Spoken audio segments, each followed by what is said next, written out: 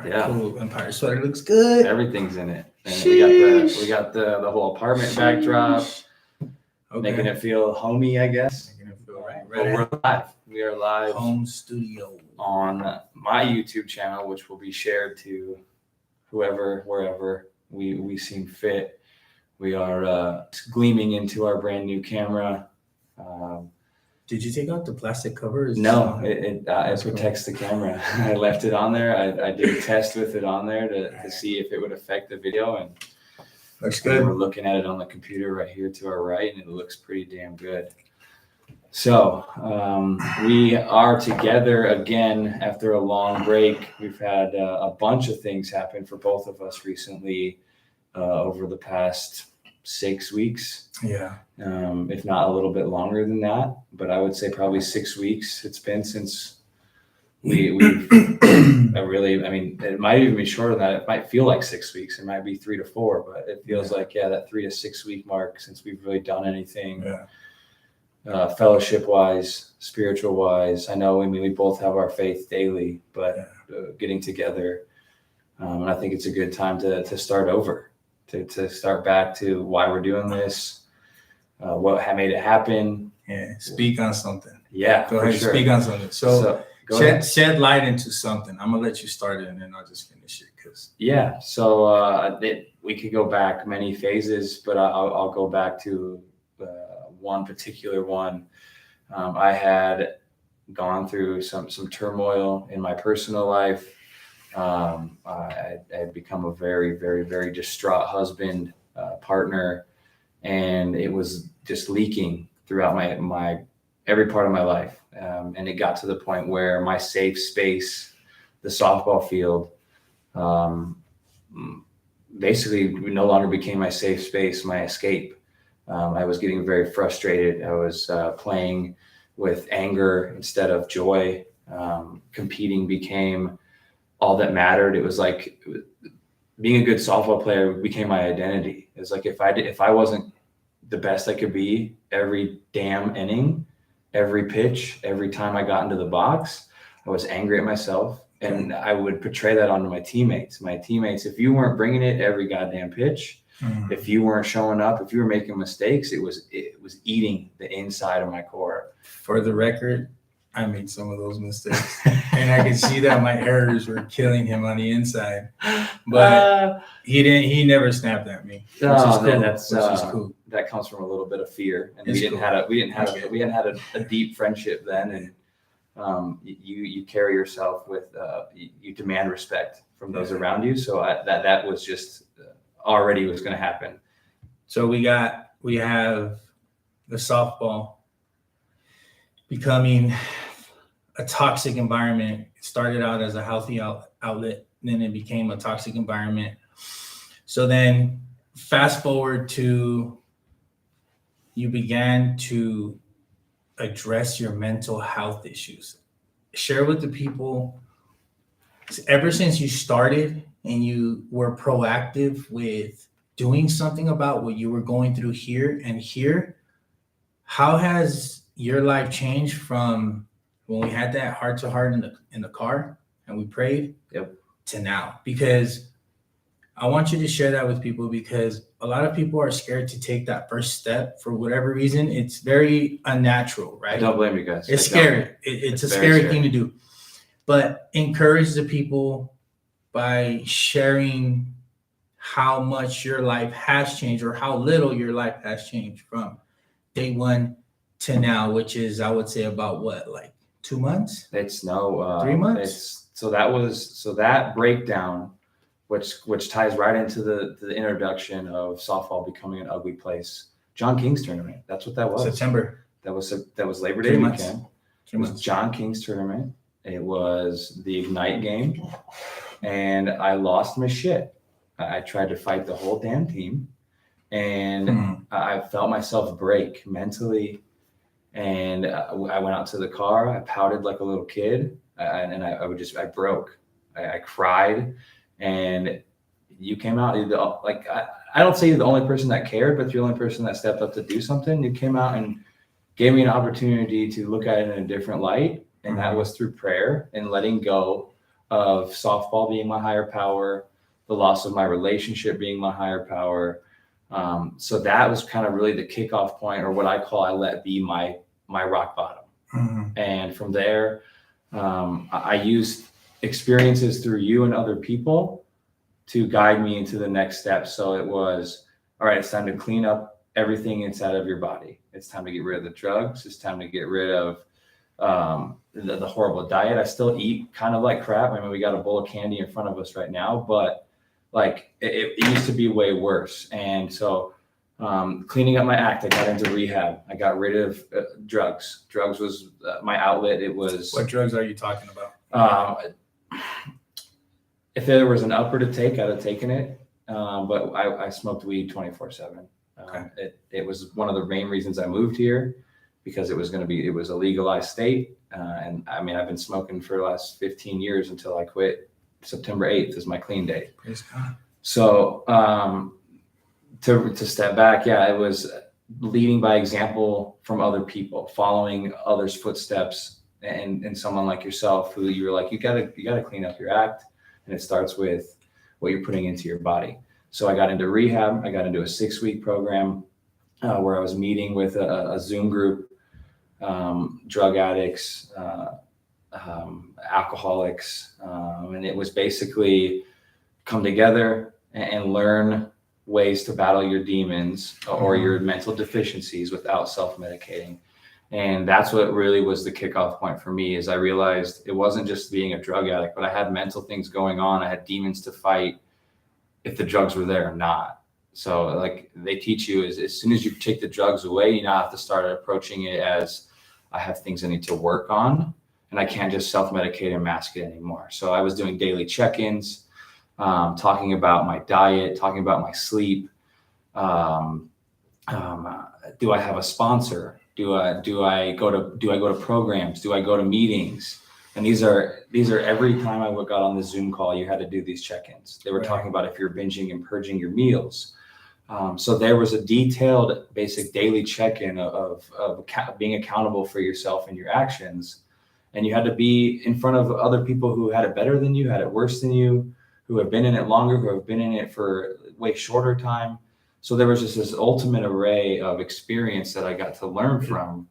Let's cut, because we've been on for like 7-8 minutes. No, leave it. We'll edit it. Okay. But we're gonna go back to where I asked you, like, how has it changed? Yep. Like, get to where you're at today. So today I'm No, I'll make a marker right here. Like Yes. this. We'll go 7:54. Because the way we're gonna do it is when I ask you that question, this is where we're gonna show them. Gotcha. Yeah. You know, like that. It. They can Let's make see. it short. They can see, like, if I start, I can attain that too. I can be like Drew. For sure. I can, you know what I mean? I get it for sure. I definitely get what you're saying. Perfect. Right. Yeah. So the changes, the big changes for me was my relationships got more meaningful. So I took time to I took the time to take the time.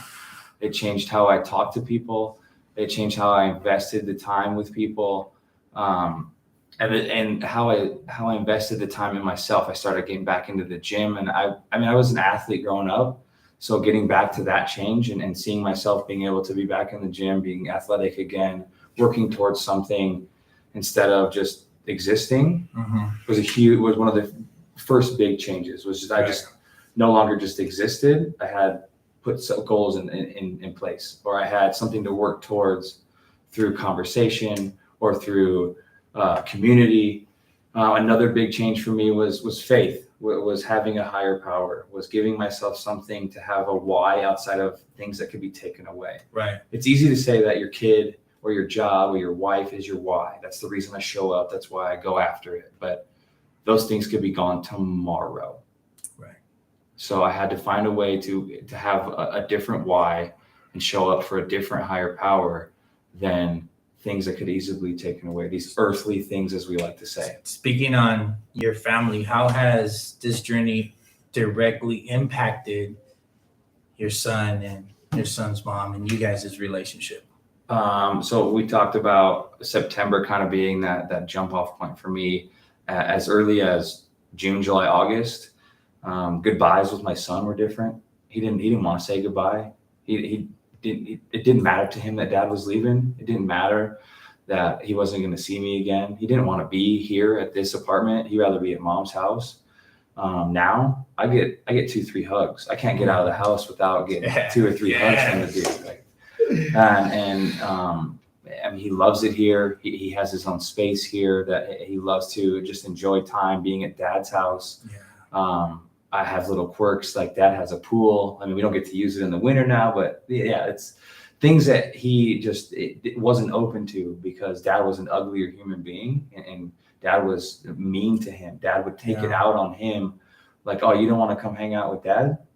What did dad do? Like, I mean, we could open that can of worms because I was a real ugly human to him too, because I just mental deficiencies and didn't understand the long-term effects that it had on him. So yeah, longest story short, he and my relationship flip-flopped to him being kind of fearful of the change to being, I love it. I love dad. I love being around dad. A next step to that is I've been able to spend more time with my ex-wife in my old home, so we can all be together as a family. Damn. Instead of things being just separated of you get this time, I get this time. I've taken accountability in some forms, not all forms. I haven't gone through my whole list and taken accountability and made amends with her. That's 5-6 years of turmoil I put her through. It's probably going to be 10-15 years of hard work. Making amends, huh? Yes, very much so. That's deep. But it's changed a lot in the last 100 days to her to open up and to soften her heart and understand that I'm going through changes. And Dax has seen it. Jocelyn has seen it. I know you have seen it. Other people around me have. I mean, just like work people that have noticed, like asking about my family when didn't ask in the beginning. Like, oh, you just went through a divorce. Sorry, dude. Like, if you need anything, call me. And there was a lot of those, and you're gonna get that, guys. You're gonna get people who don't know how to handle your weight. They don't know how to listen. They want to say, call me if you need anything, but they don't know what it takes. Perfect example, this guy, Pat Crespin, that we all know. He's one of the only guys that forced me to go out to lunch and open up and said, no, I'm not just going to hit you up and say, call me if you need anything. No, I'm going to be something that you need right now. We're going to go have a conversation. Yeah, we talked about that. So having someone like that in your life is few and far between. And I've been lucky enough to have some soldiers in my life that said, hey, let's go talk about it. I don't want to just send you a text and say, hey, call me if you need anything, or hope you're feeling all right, bud. Yeah. So to come full circle, the changes within my family and my friendships have gotten deeper. They've grown, not crazy, but there's easily seen change in it from 100 days ago to 2 years ago to today, because I've cleaned up my act. I've gotten sober. I found faith, and I put in the work. I went to rehab. I learned things. I listened to my therapy, and it's a constant battle every day. I will say this, guys. Drew has been putting in the work behind the scenes. The relationship that him and I have is private, very deep, like a brotherly love relationship. It's not something that we broadcast out there like, hey, buddy, this, and that. Nah, but we have some pretty deep conversations to where either we'll cry together or we just got to stop the conversation because it's getting a little too emotional. I shared that video where we're listening to worship music, like moments like that where you're just opening your heart to God and inviting him in. Those are real special moments because that's when you're at your most vulnerable. But with anything that you do, you're going to get out of it what you put into it. You guys are seeing a man that in 100 days has a new life that is transforming before everyone's eyes. Like in front of your eyes, you're watching this man's life transform through his faith in Christ, through the work that he's doing. He found help with his mental health. You know what I'm saying? And now he has a professional that's assisting with the process. So there is a spiritual health that's being worked on. There's a physical health that he's working on.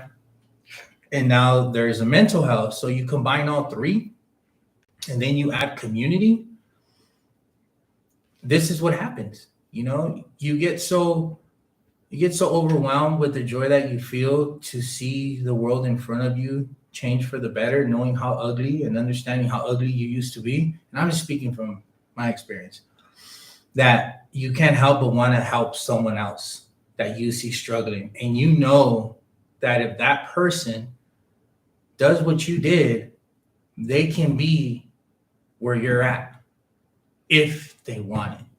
Yes. If they want it. All right, we'll cut it. Appreciate everybody tuning in. We're going to check it out for this episode, but stay tuned. Is it live? Is it live broadcasting live? Oh, shit. I thought we were going to edit it